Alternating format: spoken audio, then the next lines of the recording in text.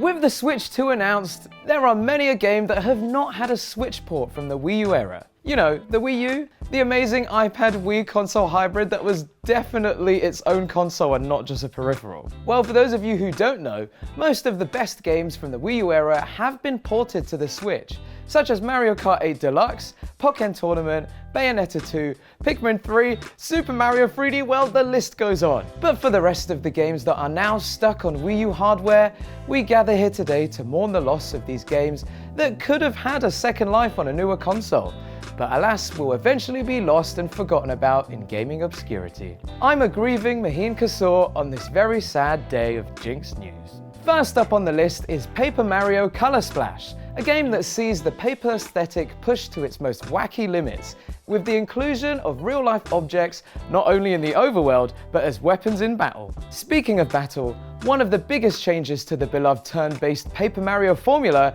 was the new card-based battle system, where cards appeared on the Wii U pad.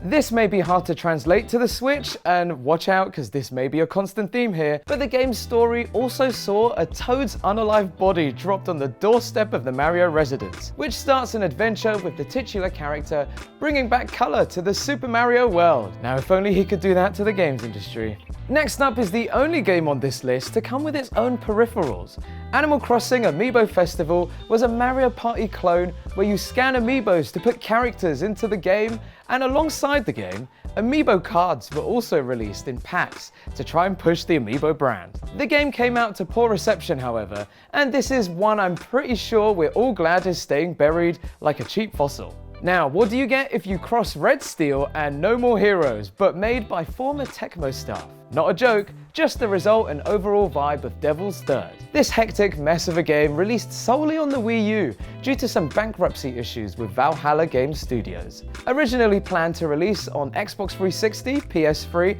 and PC, but unlike Bayonetta, did not find success becoming Nintendo exclusive. If you've ever heard of this game or played it, please let us know what it's like in the comments. Now, we can't not have a Pokemon game on this list, and what you're looking at is, in fact, a Pokemon game.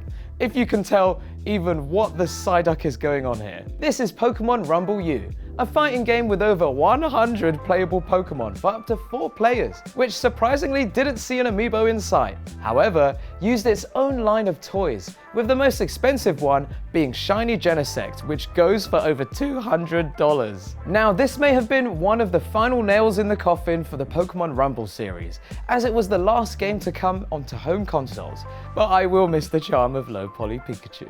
Nintendo's chance at reviving a dormant franchise didn't go so well with Star Fox Zero, as that's also how many sales they got. I'm kidding. But this was a return to Star Fox spaceship fighting combat and gave a new meaning to the term Robot Chicken.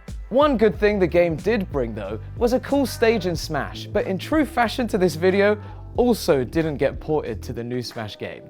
Another tidbit about this game is that Nintendo legend Satoru Iwata actually passed away during the game's development in 2015. But we're just lucky that he's more well known for the plethora of great titles he made before this. Also, I've realized it sounds like I hate Star Fox. I really don't hate Star Fox. I just hope we get another Star Fox adventure game.